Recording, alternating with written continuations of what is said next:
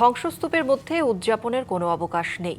Pakistan cricket league শুরুর ঠিক আগেই এমন বার্তা দিয়েছে দেশটির সশস্ত্র উগ্রবাদী সংগঠন তেহরিক-ই-তালেবান। ২৬শে মার্চ শুরু হচ্ছে পিএসএল, যেখানে খেলবেন মুস্তাফিজ সহ বাংলাদেশের মোট ৬ ক্রিকেটার। নিরাপত্তাজনিত কারণে মাঠে থাকবে না কোনো দর্শক। তবে নিউজিল্যান্ডের সাথে টি-20 সিরিজ সামনে রেখে পিএসএলে তার প্রস্তুতি সেরে ফেলবেন টাইগার তারকারা। পিএসএল শুরুর ঠিক আগেই পাকিস্তানি উগ্রবাদী সংগঠনের হুমকি পিএসএলের নিরাপত্তা পরিস্থিতি করে তুলেছে আরও ভঙ্গুর। তেহরিকে তালিবানের অঙ্গ সংগঠন জামাতুল আহরার এক বিবৃতিতে সতর্ক করেছে পিএসএলে খেলতে আসা বিদেশি খেলোয়াড়দের। সংগঠনটি বলছে, যুদ্ধ পরিস্থিতির ধ্বংসস্তূপের মধ্যে ক্রিকেটের এমন উদযাপনের কোনো সুযোগই নেই।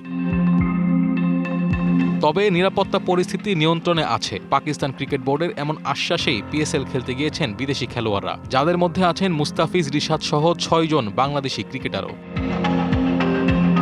মুস্তাফিজরা মাঠে খেললেও থাকবে না কোনো দর্শক। মধ্যপ্রাচ্যের যুদ্ধ পরিস্থিতির উত্তেজনায় ৬টি ভেন্যু থেকে খেলা সরিয়ে আনা হয়েছে শুধু লাহোর ও করাচিতে। তাও মাঠগুলো থাকবে দর্শক শূন্য। বন্ধ স্টেডিয়ামে ফাঁকা গ্যালারিতে খেলবে দলগুলো।